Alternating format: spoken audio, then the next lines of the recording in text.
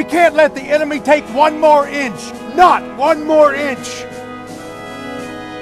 We can't be silent anymore. The silence has to stop, and it has to stop today. Young men and women are dying in foreign lands to preserve the freedoms that we enjoy every single day. Can you hear them? Just listen. It's their voices from the grave. They're wondering if they died in vain. Do we dare diminish their sacrifice by our silence? Well, if your answer is no, then you think about this. When history is written, will history say you stood by and you did nothing? Or will history say that you fought? You fought like those brave souls. You fought to preserve the memory of the young men and women that have given everything for this country and for you. You're listening to Alaska Matters. I'm Christopher Story, your host for Great Adventures in the Last Frontier. Will you be silent? Will you stand by and allow your country, your state, your community to be fundamentally changed? Will you stand by and allow everything that you thought you knew to be fundamentally changed? That's foreign relations. That's domestic relations. That's spying. That's IRS. That's everything you thought you knew. You thought your family, you perhaps even fought, were wounded, gave up, and sacrificed for. Will you stand by and allow that to be fundamentally changed? That's the question that's been on my mind lately. As we're watching the display of, I don't know how to describe it, lunacy, idiocy, amateur hour. I don't know what it is, but when I watch Secretary of State John Kerry, and his predecessor was no different. We played the clip right here where Hillary said that, what does it matter? At this point, what does it matter? 1,400 Syrians are dead from gas. What does it matter? I didn't hear that, but I heard it when it was about you in Benghazi. Ooh, don't talk about Benghazi. It was a long, long time ago. Are you going to stand by and allow your country to be fundamentally changed? You have an opportunity on October 1st to say no. What do plastic bags have to do with sarin gas in Syria? What do plastic bags have to do with IRS gate? What do plastic bags have to do with internal spying on American citizens and on American soil? What happens when you relate a plastic bag being banned in Homer, Alaska, to the Fourth Amendment being obviated by a high, quote-unquote, ranking government official being able to determine that you may, in fact, be involved with, aligned with, working with, or somehow associated with a foreign terrorist organization like Al-Qaeda? All it takes is one high-ranking government official to determine that you, my friend, visiting abroad, are involved somehow, tangentially, however it may be, to an organization such as Al-Qaeda, and you can be killed without due process. You can be eliminated without due process. We've seen it. We've got the proof of that. Why? Why would you stand by and allow everything you thought you knew? On October 1st also is the open enrollment for Obamacare. I call it Mark Begich care. Now, Mark Begich is going to be running from, not towards Obamacare, running from it. However, you'll recall, just as Joe Miller said on this very program, he was the swing vote. As I've reminded you often, you know he sold that program. He sold. Mark Begich has his fingerprints all over it. October 1st, please get out to the polls here in Homer, Alaska, and turn down the government overreach of the plastic bag ban. If we can't even do that, what hope do you have to save this country? If you can't even say to the Homer City Council, no, we do not want your bag ban and what it represents further. Do we want litter? No, that's not on the ballot. It wasn't on the minds of the council that voted for the bag ban either. It wasn't about litter. It's never been about litter. Never. It hasn't been. October 1st. Will you stand with your country, or will you stand with those that would like to fundamentally change it? You want to talk about grassroots. You want to talk about getting to the problem, getting to the root of a problem, rooting out the evil that lurks within the well-intentioned do-gooders, whether they're conscious of it or not. It's time. October 1, get to the polls. Early voting's already, if not already open, soon to be open. Absentee. If there's some reason you can't get there and you live in Homer, I'm asking you, to go out of your way to get to the polls and turn down the plastic bag ban. Turn out and turn it down resoundingly and send a message to the council. We do not want overreach in our backyards because truly the new front line is your front yard. We're worried about what's happening in other countries. Friends, we've got to be worried about the shaky sand on which we stand here in the United States of America.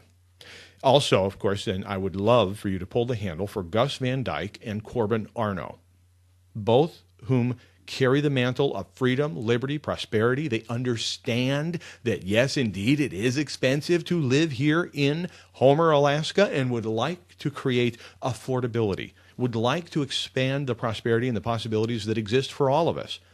I've had these conversations with Corbin Arno, with Gus Van Dyke. Let's do it. Let's change the tide right now from low tide to high tide, because as Ronald Reagan said, a rising tide truly does raise all boats. It's the truth. When we come back, we're going to talk about how to turn your greatest challenge into your best gift ever. We'll also have our Alaskan Mindbender brought to you by Blackwater Bend Espresso. Mike Pates taking us from Oregon all the way to the coast of New York, west to east coast by himself on a bicycle. Why? Also, we've got, well, I know why, but I'm asking you, why? Why would he do this? Well, he'll tell you in his own words this part 3 of the Heartland Ride. Also, we've got Tom Struza's Homer Voice for Business presentation at Homer City Council meeting last night, and I've been having some fun with this. We've got a lot of sound bites from last night's Homer City Council meeting. Please don't go anywhere. We've got lots more to come here on Alaska Matters. All right, welcome back to Alaska Matters. I'm Christopher Story, hosting the program, your host for Great Adventures in the Last Frontier, what my mom calls the greatest show on earth. David Becker sitting in for Dave Webb today, engineering and producing the program back up at the mothership of KGTL AM 620 and FM 100, AM 620, FM 100. And we're broadcasting from the corner of West Hill and the Sterling Highway here at the studios of Story Productions and the home of the Story team at Story Real Estate. Your greatest challenge, how can it become your greatest gift? I ask you this question. Jim Rohn actually asked this question of his audiences around the world and to millions of people, and I'll repeat it to you. How long would you give your average baby to learn to walk? Just your average baby, assuming there's no impediments and no problems, assuming that it's just you or me, just your children. How long would you give that average baby to learn to walk? And when you think about it, your first reaction is, well, that's a silly question. I mean, until they learn to walk. And then you realize that's his point. You don't give up on a baby who is struggling and trying. They get themselves worked up against a piece of furniture. They grab onto a chair. They grab onto your hands and they walk and they unsteadily plop down on their little bottoms and you get back up. They have that stick-to-itiveness. They have that desire to be free, to be independent, to do on their own what they want to do and go where they want to go. So let me relate that to what I'm talking about. What if you don't give an entire group or class of people an opportunity to fall down and get back up? What if instead of a hand up, you give a hand out? What if the safety net becomes a hammock?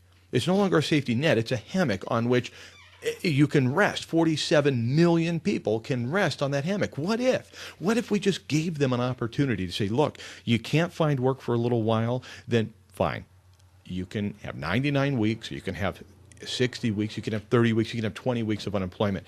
My point in bringing this up is I'm really struggling with this, and maybe you are too. Joe Miller brought it up. Again, I hate to keep going back to that. By the way, if you don't know what I'm talking about, Joe Miller was a guest on this program, AdventureAlaskaRadio.com, and he referenced the dependency class. He referenced the 48%, I guess it is, that the Romney campaign brought up as far as the people that are not paying taxes, that are, what do we have, 47 million people on food stamps, literally one third of the United States citizenry is not working, not in the workforce.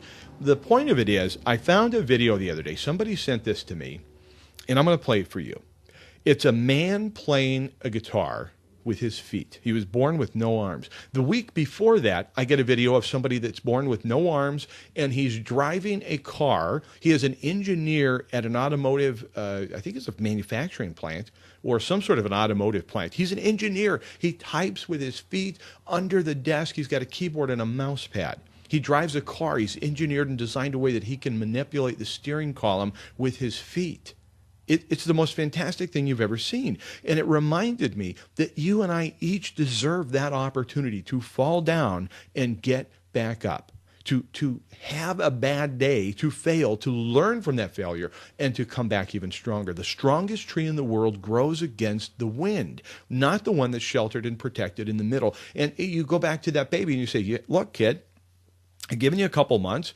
I mean, you should have learned to walk by now. You keep falling over. You're going to keep getting hurt. It's not worth it. We're going to put you onto a state assistance program. You're just going to be taken care of. And the legs would atrophy. And soon they really couldn't walk on their own because of all of your help.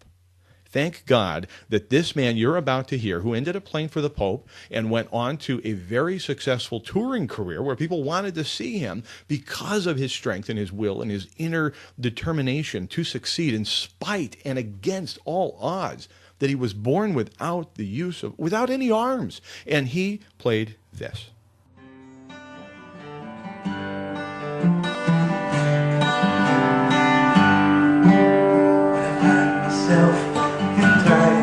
Trouble, Mother Mary comes to me.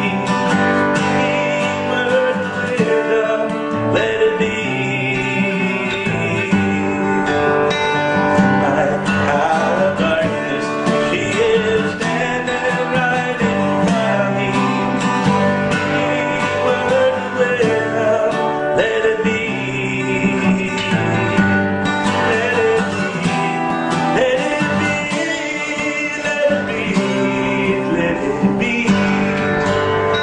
There will be an answer, let it be, let it be, let it be. Just imagine that he had been told, no, you can't play the guitar. You can't do it. Look at you, man. I mean, just let us take care of you. Let us play that guitar for you. Sure, you can sing a little bit from your place within the societal bubble and the cocoon of welfare and protection and statism. You can just do it. You don't need to learn to play the guitar. Imagine if you'd been cheated out of that opportunity. I believe I've told you once before. If not, I'll repeat it. And sometimes I do repeat myself. I am 40 years old, for goodness sake. Isn't that when you start repeating yourself? You start wearing those little Ben Franklin glasses and repeating yourself. Well, I have avoided the glasses, but I will start to repeat myself. When I was a very young man and my wife, we had a small child, and we were working, each of us working desperately hard, trying to get ahead, more month at the end of the money. You know the routine. And so what we end up, a friend comes over and says, oh, man, we just got on this daycare assistance program. It's fantastic. You guys got to look into this. Oh, well, what do you mean? Well, yeah, it's with the state, and they pay for your kid's daycare. It's fantastic. Yeah, just go down and sign up. You guys don't make enough to be out of that program. Oh, well, okay. So we go down, and we sign up. And it's a couple $100 a month saved, right? This is pretty cool. And our circumstances changed in a relatively short period of time. We picked up a third or fourth, I forget which, job and didn't need it and felt funny about it. Anyways, about a month and a half into this thing. And so we go down and we talk to the gal that's running the program. And actually, I think we called, said, hey, look, we picked up another job. We're good to go. If you can just, take us off the list. Well, no. So it turned into a meet and greet. Come and sit down and talk to me. So we go down and we show her here's what we're doing now. And we had picked up a job managing an apartment building. So our rent was going to be comped in exchange for what we were doing. So, well, see, it's no extra income. So you really still qualify. And we said, yeah, that's fine, but we just don't want it. No, you don't understand. If you take your names off of this list and you're no longer taking this program, you're actually going to be hurting other people next year because we won't be allocated as much money. So just stay on it because you qualify.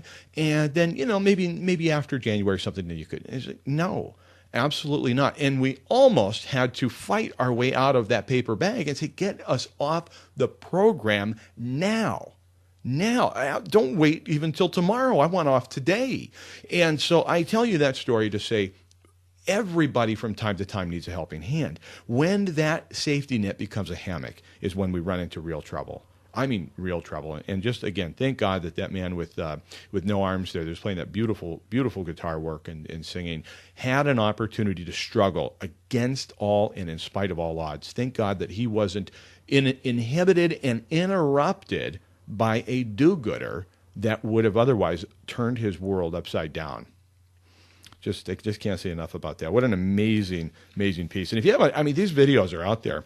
Just 2 weeks in a row, I'm getting these, and I'm like, okay, there's a sign, there's a signal here, because we all struggle. We all have challenges, and it's our opportunity to do what Napoleon Hill said, and that is to find the greater or equivalent benefit in any problem we face today, because in this problem, there really is something that you can learn, something you can take away. There is a benefit inside of every single problem, whether we can see it or not. When we come back, I'll ask you the Alaska Mindbender, the Blackwater Bend Espresso question, and I'll also introduce you to Tom Struzas. If you don't know him, he is or was representing Homer Voice for Business last night at the City Council meeting. Don't go anywhere. Lots more to come here on Alaska Matters. Man, Blackwater, Bend Espresso, and Pink Floyd. This is exactly what Tuesday called for. That is good coffee. Get yourself out to Blackwater Bend, halfway between Homer and Anchor Point. Make this portion of the program possible, and not only do they make this portion of the show a reality for you, they want to give you, Pat and the crew wants to give you a coffee card. 2 of them today going out for free. Not a coffee, but a coffee card. And I told you last week, every single time somebody picks one up, they always invariably call or text or even sometimes stop by and say, Chris, thank you. We love Blackwater Bend Espresso. Now, some of you are already addicted like I am, and it's okay to admit that.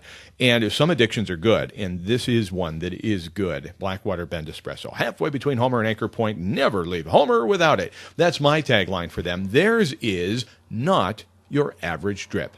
I think theirs is better than mine, but I think a combination of the two might be perfection, just what we needed today. Alaskan Mindbender, okay. Dial the number now. Get it ready to text me the answer. It's 299-7653. 299-7653. It's an Alaskan question that maybe you'll know. I honestly did not. I had to look this up. I had no clue. I don't even know why it entered my mind this morning, but I'm sitting here thinking, I was writing a piece for the Homer Tribune, which will come out tomorrow at the homertribune.com or wherever newspapers are sold, and I was just thinking, and it just random thought popped into my mind. I wonder how much an eagle weighs. I have this picture on my wall here in the studio in my office, and it's a very cool picture. The eagle's in focus, but the background is not. And it gives you this sensation of this swift eagle, like the eagle's moving about 100 miles an hour, and you just, bam, you get to see just this snapshot of where that eagle is moving through the frame. It's amazing. So maybe that's what I was doing, is looking at that. And I thought, how much does a bald eagle weigh? I don't even know. So I looked it up. That's our question today. What is the average weight of a bald eagle? Found only in North America. I love that, too, by the way. What is the average weight of our national bird? What is the average weight of a bald eagle? 10 pounds, 20 pounds, or 30 pounds? 10, 20, or 30 pounds. What is the average weight of a bald eagle? Remember, 7-foot wingspan. Text me now, 299-7653. 299-7653. Your name and answer, 10, 20, or 30 pounds. How much do those eagles weigh? Now, please, I should also preface this, that neither myself, KGTL, or Blackwater Bend will be responsible if you go out and find one and pick it up and it, claws your face off. That's not our responsibility. You can Google it rather than go actually grab one. Besides which, I think that's illegal. All right, last night, the Homer City Council meeting, there was a presentation put on by the Homer Voice for Business. Now, Homer Voice for Business is, I want to say, roughly 60 businesses already and climbing. Might even be up to 100 at this point. I don't know. It's hundreds of people because there's multiples of people that own businesses and so forth. So we're talking about several hundred people that have stood up and said, yes, count me in. I'm all for a new organization that would back business. back business inside the city limits of Homer, Alaska. And so here's Tom Struzas. Tom is presenting it's a long clip I've got, so I'm not going to play the whole thing, but I'll post the entirety of it at adventurealaskaradio.com, so you can listen to the full 5.5 minutes or whatever it is. But let's just get a taste of what is the Homer Voice for Business. I'm Tom Struzas. I'm a resident of Homer and a Homer business person, and I'm publisher of America's Cuisine Dining Guide that is in virtually every hotel room and bed and breakfast from the end of the Homer Spit all the way to Anchorage. About a month or so ago, a group of local business people got together, and we formed an organization called Homer Voice for Business. And our mission statement is really quite simple, and it excites me tonight to be able to sit in front of each and every one of you and let you know what we're about and how we can hopefully work very proactively together going forward. We want to promote affordability and prosperity for all citizens of Homer through a respectful engagement and collaboration between local business and government leadership. Each and every one of you sitting in this room. Very simple. We want to align the business community with our political bodies for the betterment of everyone in this community. What, you can't argue with that. I mean, that's fantastic. And Tom, by the way, what a magnificent job he did presenting that. I couldn't have done, honestly, I called him this morning. I said, Tom, I literally couldn't have, because he was passionate, he was forceful, and at the same time, extremely approachable, such that here is Homer City Manager's response to that. Who would I contact if I just wanted to run something up the flagpole with the business community? Exactly. That's the whole point of it. Exactly. That I was so thrilled. I mean, and this is, I don't want to get too far ahead of myself. I don't want to get too far ahead of the group. I don't want to get too excited about anything. But even, let's go to, let's play Bo Burgess's clip on this. I don't believe in wasting any time, and I know I've talked to some of you guys about this. I really look forward to seeing you all bring forward legislative priorities to the council. I know things like sign code, city enforcement, infrastructure improvements, responsible budgeting are all issues that are key and close to the heart of the local business. I really look forward to meeting with you all and bringing those things forward. That's great. I mean, see, this is exactly, Tom's delivery, Tom brought the boom, as Dave Becker likes to say, right? He brought the boom to the meeting, and I couldn't be more proud of that organization, Homer Voice for Business, honestly. And he brings up sign code and so forth. Also, the plastic bag ban. We understand, I've had extensive conversations with Homer City Council candidate Corbin Arno about just that, and not to take a political bent on this conversation with you, but just to say, wouldn't it be grand to have an organization like Homer Voice for Business, have a couple of business people like, say, Gus Van Dyke and Corbin Arno that are sitting at the city council, and we truly have a marriage of ideals and a marriage of partnership between going forward and saying, yes, you can, rather than no, you can't, and understanding the value of what a sign can do for a business. Remember that story I told you where my daughters came to me, and, I don't want to get all sappy on you because it's a really emotional thing for me to talk about. And I'm tough as nails, grit kind of. I put sawdust in my coffee. Let me put it that way. I get my black butter Ben coffee, and then I put sawdust in it. That's how tough I am. It's not true. But anyway, so it's Christmas time. We found ourselves up against a very difficult financial wall. And I get these two beautiful little girls that are counting on me and Mom to bring it, if you know what I mean, and to make their Christmas magical. We're down to the wire. We're down to within a week and not have the funds to make happen what we need to make happen. And we were small business manufacturing our own pottery and so forth. We really were in a tight spot. And what saved our bacon? What made us besides our ingenuity and our creativity and our individualism and our spirit and our will to survive, besides all of that, was a sandwich board sign. A sandwich board sign. Where we were located, nobody would have found us but for the sandwich board sign.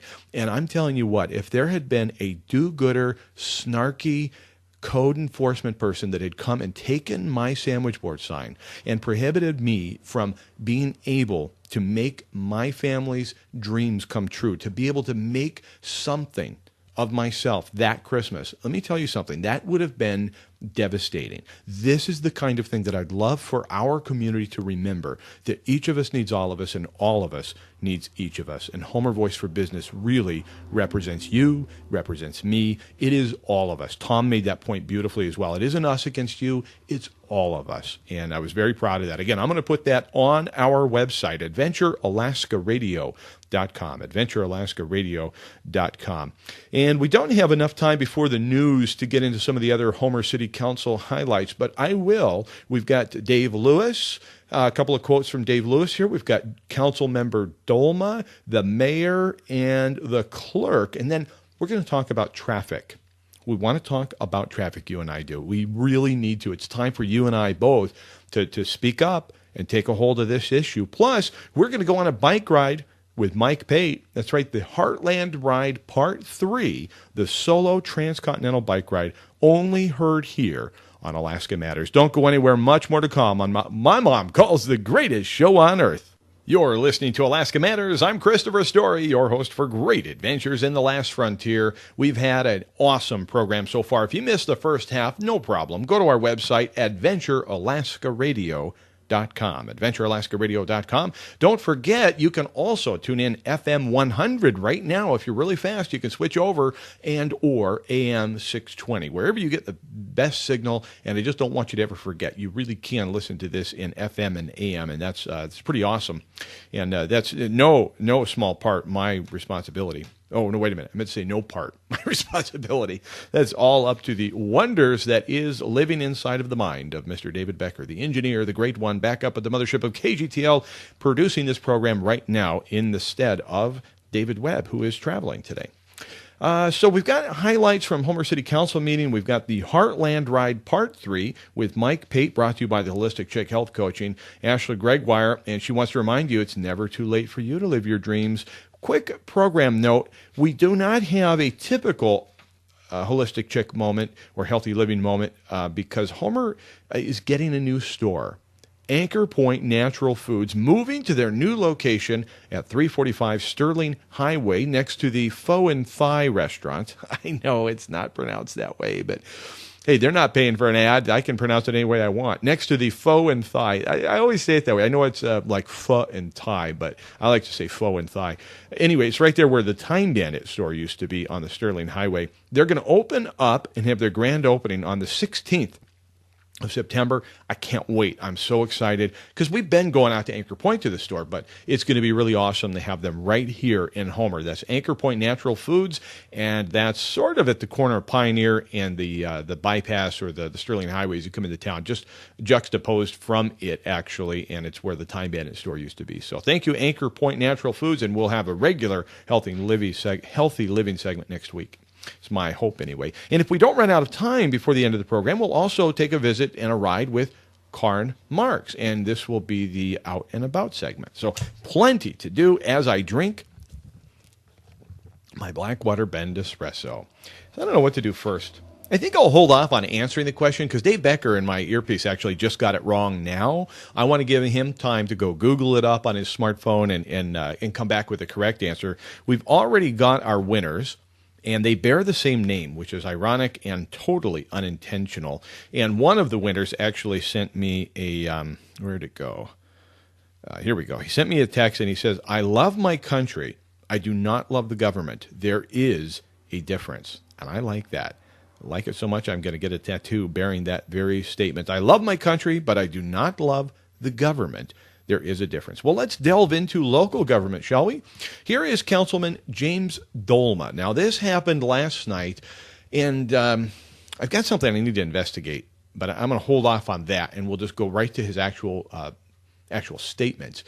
And understand, first of all, Homer Voice for Business presented. We did not ask for anything. The group did not ask for a plug nickel, did not ask for any favoritism, simply extended a hand and said, we are experts in many, many fields. We are business owners. We are availing ourselves to you and would like to offer our services and anything we can do for you, please get in touch with us. And I played for you Walt Reedy, City Manager Walt Reedy's clip on that, saying, wow, this is great. How can I get it? Who do I get in touch with to run things up the flagpole? We also heard from Bo Burgess saying this is a fantastic thing. Now, at the end of the meeting, as you know, the council has an opportunity to summarize their thoughts based on the whole meeting. So let's take a listen to Councilman Dolma.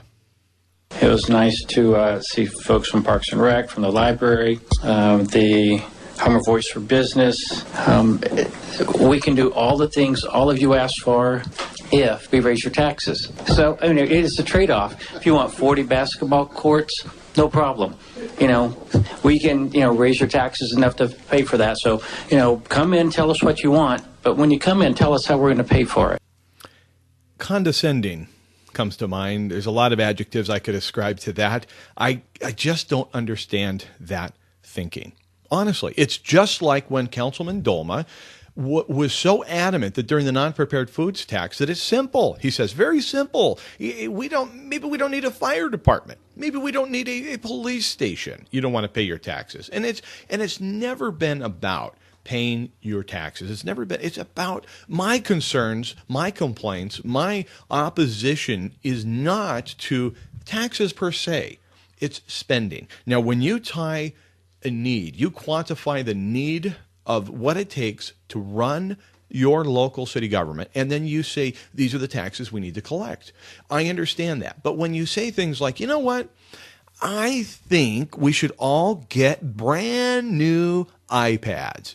I know it's going to cost us 18, 20 grand right now, but remember, it's in alignment with our global warming task force recommendations to go paperless.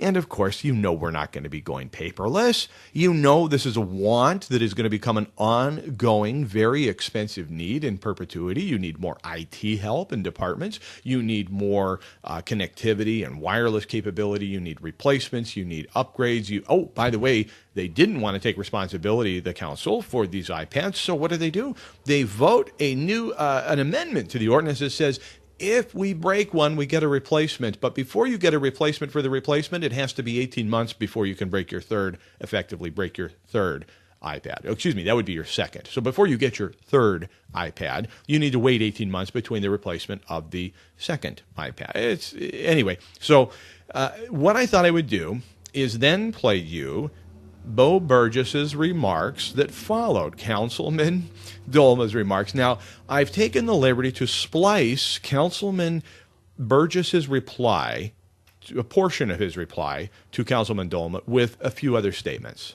Councilmember Dolma, you have a way with words. My last point, which is pressure from outside sources. I wish Instar or some other private group had come up to me and offered me tons of money to bring this resolution forward. But I can tell you, they did not. I wish Instar or some other private group had come up to me and offered me tons of money to bring this resolution forward. It concerns me when individuals specifically intentionally rely on misinformation in order to advance their point. What goes around comes around. That's a dangerous path to follow. Rick, where'd you get a hand grenade? I don't know. Probably because I have a big mouth. Unless, of course, that private body had been slipped money by a large special interest organization to come to a different conclusion than what the Citizens Task Force did. Councilmember Dolma, you have a way with words. I have entirely too much fun here. Entirely too much fun with all the information that we're provided by our local government elected officials. Well, we've got a lot more to come. I encourage you to stick around for the whole program. When we come back, we'll have a few more highlights from last night's Homer City Council meeting and my thoughts on what happened last night. And we'll also have the Heartland Ride with Mike Pate. Don't go anywhere. Lots more to come here on Alaska Matters.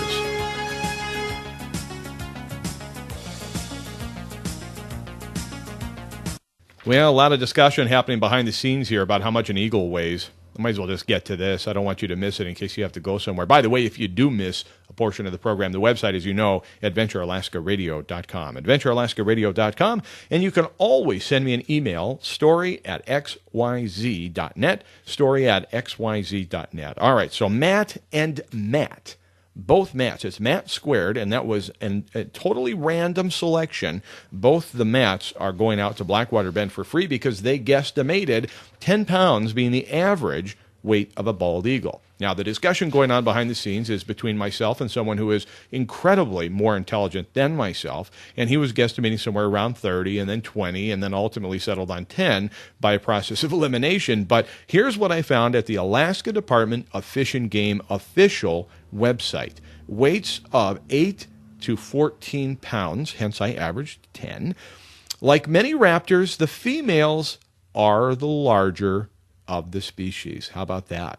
The women are larger than the men. Life history found only in North America. Bald eagles are more abundant in Alaska than anywhere else in the United States.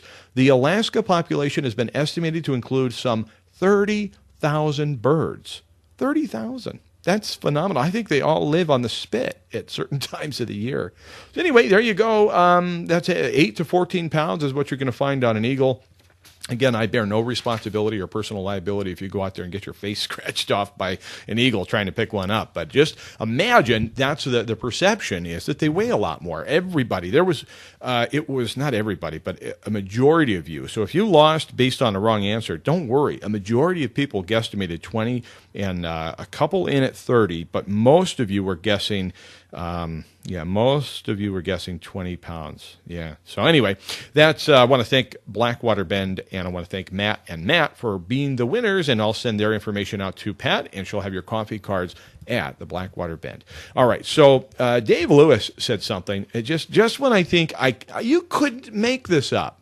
First off, I want to congratulate Zoe Story on winning the Channel 2 News Future Fund Scholarship. Oh, that's right. That was really nice. Thank you, Councilman Lewis. That was really awesome of you to bring up that my daughter, Zoe Story, in fact, did win the Channel 2 KTUU Fund the Future Scholarship. You may have seen that on... it was on KTUU, obviously, Channel 2, or their website. You can go to KTUU.com and check it out. And I think we've even posted a link there at our website or our Story Real Estate Facebook page, and you can always like us there or like me on Facebook, and you can see the whole interview. But that was pretty awesome of Councilman Lewis to bring that up and congratulate. And that's one thing I have to say is that the council, by and large, is quick to celebrate the youth and to celebrate, the positive aspects of living in Homer, Alaska. It isn't always just the negative. That library, we saw where Kenai and Soledotna and Seward and Kodiak and all of the other towns, they spend a lot more money on the books. Soledotna is talking about expanding the sports center and renovating that. And these are all towns that didn't take a tax holiday when Homer did. So you have to remember, you get what you pay for it. If you don't want it, you don't pay for it, but you can't have it and not pay for it. And that'll be the story from now on, basically. All right. I'm finding myself struggling based on the fact that he complimented my daughter. I'm finding myself struggling here. No, not really. Seriously, that's a mentality that we need to embrace on the one hand, and we need to refute it on the other. I did not personally ask for a $7 million library to be built. I did not ask for that. I'm okay with it, and in fact, when it first came up, I was petulant in my youth. What has it been, 7 or 8 years ago? Anyway, I said to many, many people that I could not wait for the completion of the building because I really wanted to see what happened, and I'd give it about 5 to 10 years, and then I would buy it out of foreclosure when the city realized it couldn't afford to maintain it anymore, and I would make it the world headquarters for Story Properties and Story Real Estate, and that's been my goal. But on a serious note, I didn't ask for that. I didn't ask for them to run short on their budget and dip into some other account for $100,000 for library furniture at the last minute when they realized they didn't budget enough for that. I didn't ask them, the city, them being the city, to turn down the offer to create a consortium library with the college. But that's when it was revealed to you and I that, in fact, we didn't actually increase the stack space at the library. So we really don't have room to share with the college, i.e. we don't have room to share the expense and staffing that they were offering and so on and so forth. I mean, I understand what Councilman Dolma was saying. I understand what Councilman Lewis is saying. You guys want all this stuff. You're going to come here and you're going to ask for all these things. You have to be prepared to pay for it. But please understand, a majority of us are not asking for you to spend $300,000, say, on preliminary engineering of a building that you don't have funding for. And I'm talking about the Homer City Hall that was never built. You didn't approve it. You being the voters didn't approve of it. And, well, where did that several $100,000 go? Where's the $18,000 on the iPads? As again, I've already demonstrated that's going to be an ongoing cost in perpetuity. Where's the several $100,000 we're spending on fruitless and frivolous litigation? We fill someone's home with sewer, cause them to go lawyer up. We then start writing massive checks to our own attorneys. And instead of standing behind the people and saying, you know what? We had a problem. We knew we had a problem. We ignored the problem. We caused a problem for you. We're going to have to eat this. Instead, we're spending the money not on just the maintenance and the fixing of that problem, but we're spending it in court, and I'm tired of it. That's what I'm against. I'm absolutely just fed up with it. So we've got more, but we've got to take a quick break. And I want to come back and we'll just go into something a little bit more lighthearted. In fact, it's called the Heartland Ride when we return here to Alaska Matters. You're listening to Alaska Matters. I'm Christopher Story, your host for Great Adventures in the Last Frontier. I want to take you now on an adventure all the way across the United States of America. Locally born, bred, and what else would you call him? Just all-around good guy, Mike Pate, businessman extraordinaire, served on the Homer Electric Board, just a great guy, decided at the age of 65, what would be a really cool idea is to go on a transcontinental bike ride alone, all by himself, all the way across the United States of America.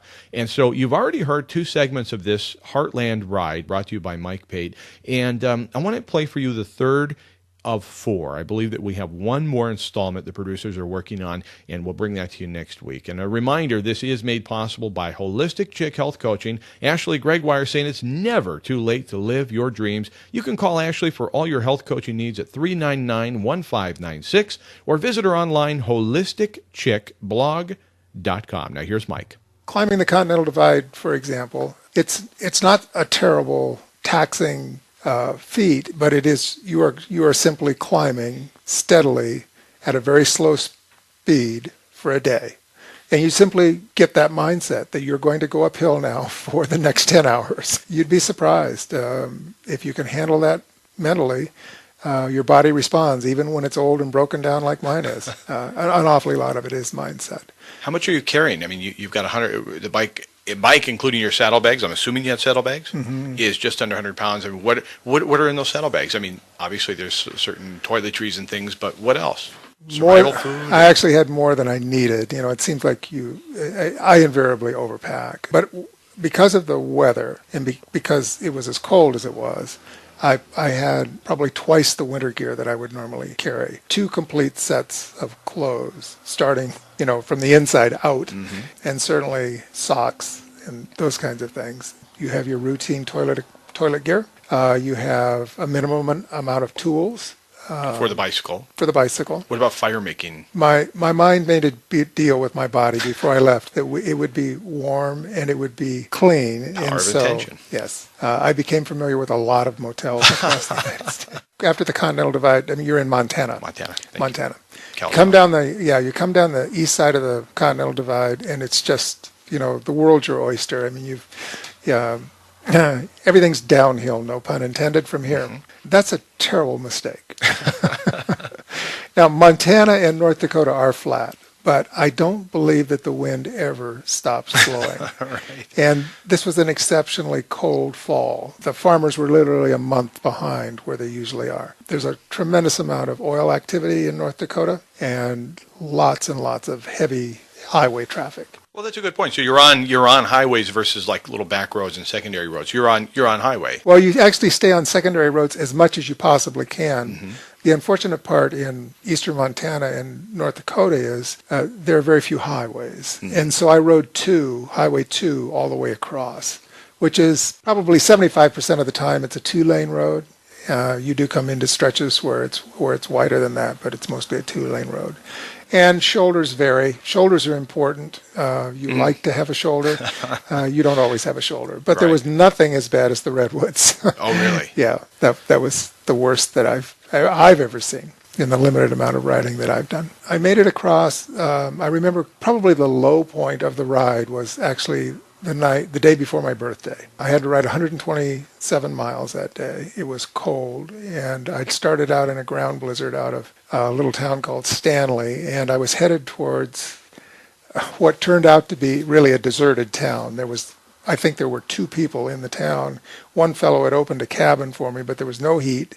I didn't have any food. There was no restaurant. There was no grocery store or anything. And I remember sending an email to my wife, which of course she didn't get for a couple of days because I had no cell service, saying, when I get to Fargo, I might check into plane tickets and see if perhaps I shouldn't come home for a while and then maybe someday do the other half. But the next morning I got up. It was the morning of my 66th birthday, and it was cold and the wind was blowing again. But I rode down.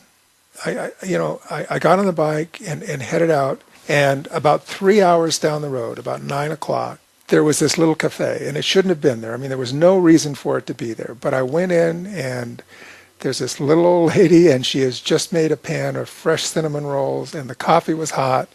And it's amazing what a cinnamon roll and a cup of hot coffee can do for you. I went outside, the sun had come up, and I thought maybe we can do this.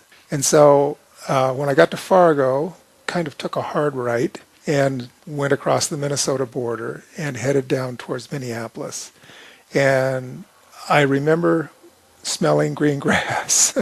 That was really the first time that it really felt like spring, is when I got into Minnesota. North of Minnesota is this wonderful stretch. Across the United States, there's what they call rails to trails, and that's taking old railway beds and making them into bike paths. And it's the best possible riding you can imagine, because number one, there's nobody on those. No traffic. You've got anywhere from an 8 to 12 foot surface. You see other bicycle riders and some walkers, but that's it. And you're seeing parts of the country that 90% of us will never see. Exactly. You're going in, you're following the old railroad tracks, so you're going in through these small little towns, usually on the back side of the town. It's wonderful riding. And north of Minneapolis, there's the Lake Wobegon Trail. Join me next week, and we'll find out about the Lake Wobegon Trail. Did Mike take a spill or two along the way, and how did he recover from that? Well, you'll hear all about that as we continue with our Heartland Ride series here on Alaska Matters. If you've missed portions of this series or any other part of the show, again, Alaska Matters can be heard at AdventureAlaskaRadio.com. A couple things I want to point out to you before we go is, number one, please, October 1st, put down the bag ban. It's about freedom. It's not about litter. You and I both know it. Please send a resounding message. No, we do not want to be micromanaged in this fashion. Let's deal with the real problem. If we have a litter problem, let's deal with that on the above board. Let's be real about that. A traffic study was suggested last night by City Manager Walt Reedy. A gentleman that drives with the school bus company was talking about some concerns at the Soundview and Sterling Highway intersection. And City Manager Walt Reedy mentioned, well, maybe, could do a traffic study there. And he pointed out that that's how the state will get involved, that if they do a traffic study and then they see the need, then they can appropriate the funding. And it just reminded me, wait a minute, we had $2 million. You want to talk about a traffic problem in this community? It's the corner of the intersection, a 4-way intersection there, the bypass and Main Street. You and I had $2 million sitting there for years, at least several years, and it was sent back to the state and said, hey, why don't you reappropriate it so we can build new infrastructure on the sped? And because the state found money to do something with that corner, but we waited for years. I really think we need to be paying attention to these things. And then we need also to talk about the $300,000 that was voted on initially to study the safety building. It may be a great idea, but I'd like to talk a little more about it before we spend $300,000. Well, I'm Chris Story, wishing all of you a great day in the great land. Go out there and do something fantastic.